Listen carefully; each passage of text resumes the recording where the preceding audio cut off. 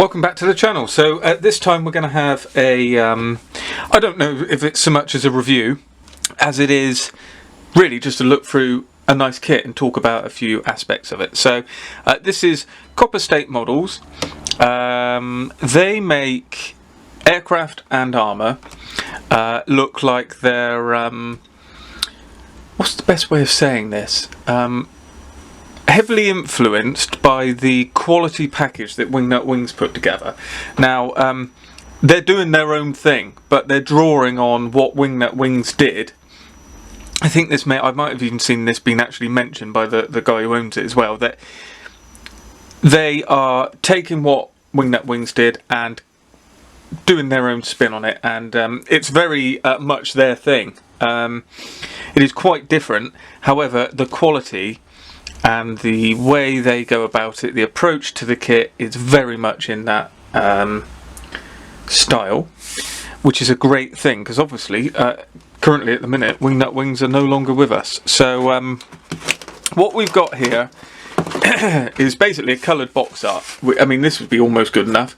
You know, this is the sort of point. This is when you start to get to quality models. I'm talking about a sticker on a box.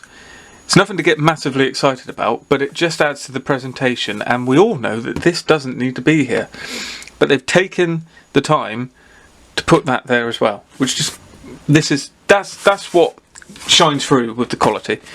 Just taking a look at what we've got here.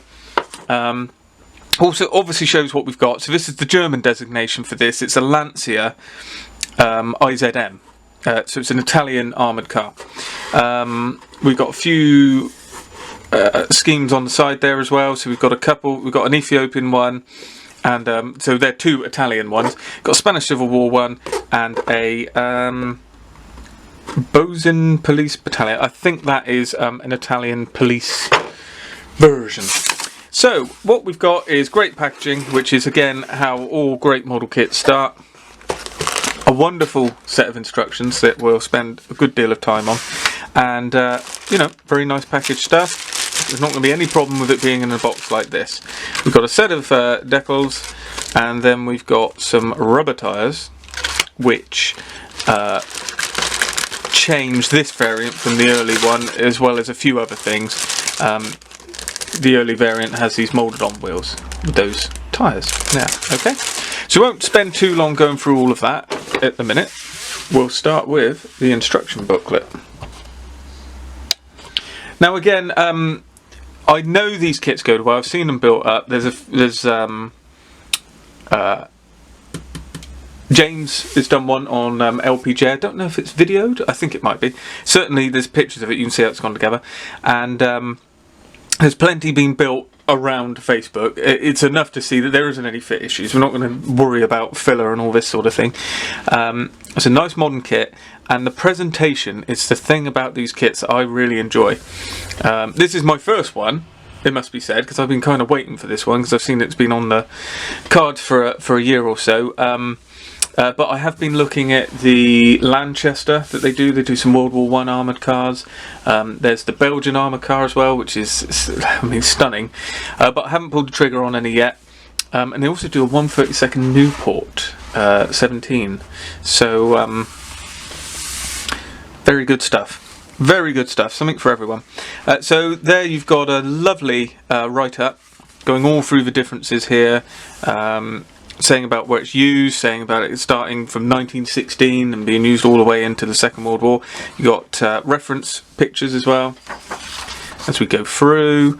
Lots of nice different angles showing different things. There's quite a good explanation about it. Looks as though not many after a certain period had number plates or anything like that, or any real markings of any sort, designations, nothing. It was generally just an armoured car, and it was painted camouflage. This is the Spanish one, which has got an unusual camouflage scheme. We're just looking at that on the group. A couple of guys who know a lot more about it than I do. It's mentioned here about it was initially in a grey and green scheme. Can't seem to see any evidence of that. Not saying that it isn't, but all the pictures we're finding have this kind of World War I-esque scheme to it. Carrying on through, now we're having there's a great big write-up here about the camouflage and markings. It goes all the way through here. bibliography is pointed out as well, which shows us the source material, which is again, all of this doesn't need to be done in an instruction book, but the fact that you do it makes it a lot better. So the text there is by Andrea and Antonio Tagliole. I hope that's correct. And revised by Lieutenant Colonel Ralph Riccio. Looks like it's all in Italian, funny enough. So yeah, forgive me if I've mispronounced that. There we've got the sprue layout. So we've got a clear sprue with just some lenses for the lights. Always nice to see. You'll notice no photo etch, because it doesn't need to be. They haven't added it because they need to add photo etch. They've refined the moulding to a point where you don't need photo etch. Well, isn't that great? Colour callouts here are in their actual colours, so you can go ahead and decide how you're going to find those colours. And by that I mean, you know, it's burnt aluminium, burnt metal, sorry, copper, white, etc., rather than doing paint callouts. So we've got a full engine as we're going through, and you can see the quality of the instructions, beautifully laid out, CAD drawings, marking the sections in blue that you've just done. So you've got that, turns into this, then we add those two bits on, then we add these two bits on as you go through. Coloured diagrams there as well, showing how to paint it. The wiring diagram, if you want to add the wiring yourself. Carrying on through, building up the chassis, we've got the radiator going in, and all this, that, and everything else, the axles, and all of the steering columns. Then we're starting to build up the interior. Again, all the detail there that you would like to expect to be in there. Options to cut off and fill and remove or keep for different variants and different reasons, and it's explaining why it's there and why you're doing it, which is again very good. Going on through here, you've got the MG going on, which is, I don't think that's a Vickers MG, but that is referred to in whichever markings you're going to do, so you obviously pick your marking and work back from that. Then we're going on through building up the, finishing off the chassis and getting the wire cutters. So they've got this unique section for wire cutters that go around the front of the vehicle, which the Spanish ones do have. We've got options for the fenders as well here, so you can remove or keep depending on the variant. And then we've got the rubber wheel going on for all of these variants. That's no surprise. That's the whole point of this. That's one of the main changes, but there's two versions. This is one of the main changes between the two. A couple other little bits added on as well. I think the headlamp might be a new addition in this kit as well. Then we're building up the turret as well. So we've got two machine guns of varying different types.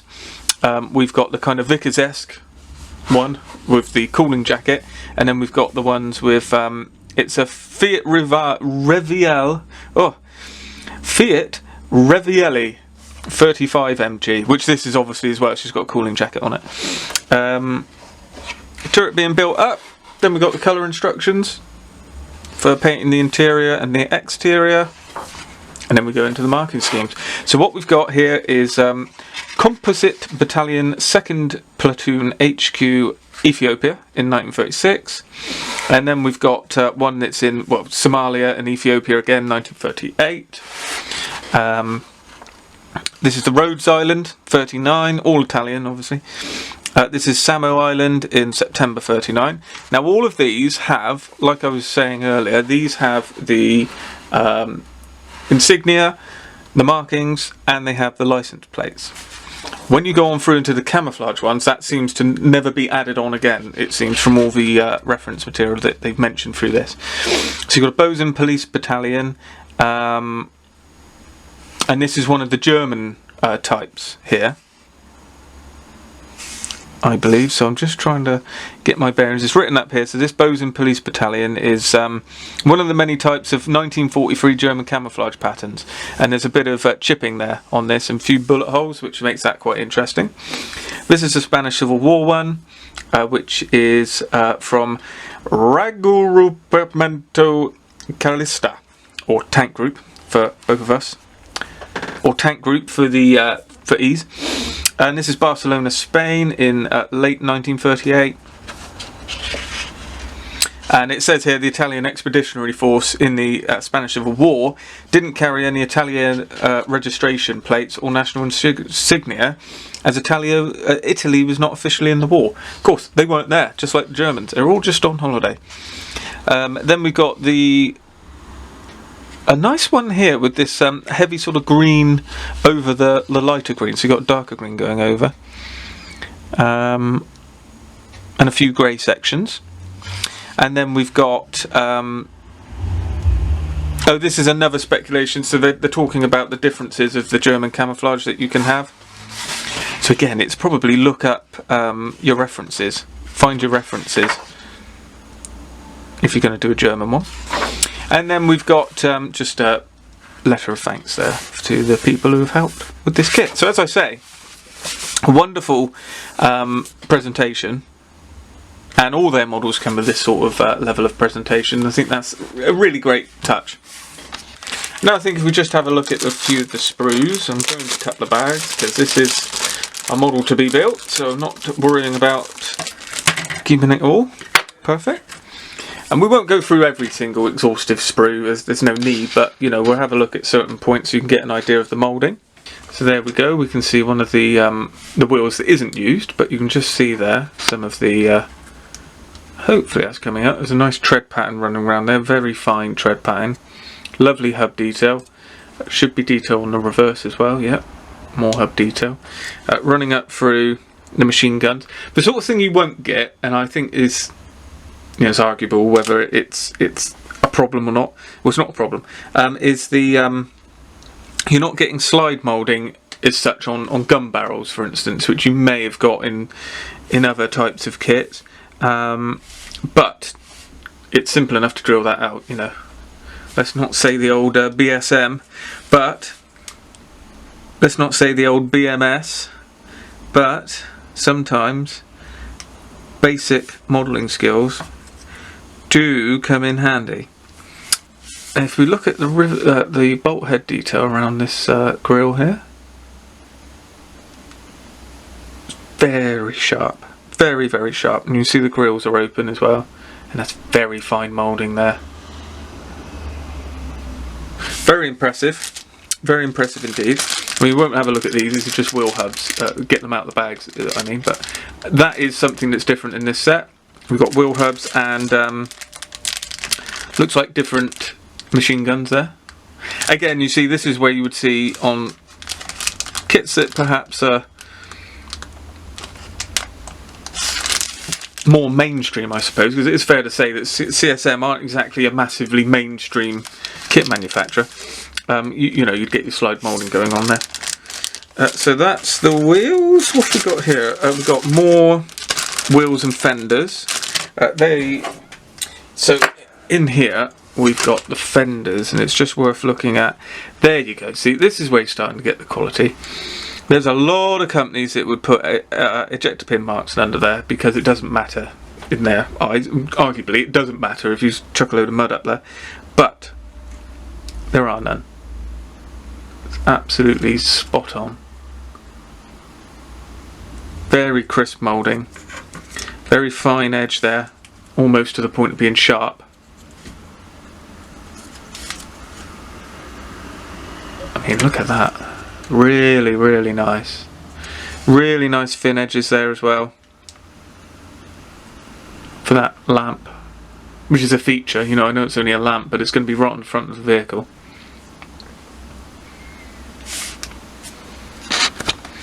Very nice stuff. Right, so I can see, as I'm looking, what are the new sprues. So it's these, so far, for the 1943 version. It's this sprue as well, so it's different front fenders. So just so you know, there's two kits as you're going forward. This is one of the original, so it's like an early and a late, if you think of it like that. Again, extremely nice moulding there. Not heavy ejector pin marks around here, which is if you want to show off the interior. I mean, you're not going to see it unless I don't think it's the sort of model where you're going to leave the top removable. So if you've got an open door, you're certainly not going to see it. But you know, work has been done here to try and smooth them out as well in the mould. You can see that there's like filing kind of marks, which has burred them down, whereas some people would leave them sitting up, you know. Nice quality detail all across there again. These raised bolts and rivets are stunning. Well, I said I wasn't going sprue by sprue in this, but it seems as though we are. I mean, that's just a repeat sprue, the first one. Then we've got, what have we got here? So it looks like, as I thought, what makes this the later model, the Spanish model as it were, is the front fenders and the hubs, and obviously, not to do them down, is also these tyres as well, because you didn't get that in the first release. That's what's extra. So lots of fine detail across this, as you can see. No problems really. There's ejector pin marks are kind of non-existent. I can't see any issues with the moulding. I know it's still in the plastic bag. I don't see there's any point getting it out. Very fine leaf springs, that sort of thing. But we will get this one out because this has got some larger bits that we can kind of focus on. And obviously it goes without saying, I didn't go and buy this kit because I'm not going to build it. So it will be coming down the line. So again, a few things to look at here. That there, look at that. Exquisite piece of moulding that. With all that raised detail there as well. There's the interior floor. The door. So has the inside of the door got ejector pin marks? No. They've been erased. There's the earlier fenders as well. That's where the difference is, as we were saying. Side doors, sides of the kind of, I was going to say fuselage, the hole. Really, really nice. Really, really very nice. So we've got the tyres. Now it's all about the, see if I can get that brighter. It's all about the tread pattern, no seam running around the outside of that. Absolutely stunning. Brilliantly done. Brilliantly done. I think they might even show a weighted appearance as well. They got that kind of like Tamiya do, that opening in the centre. Very nice. To get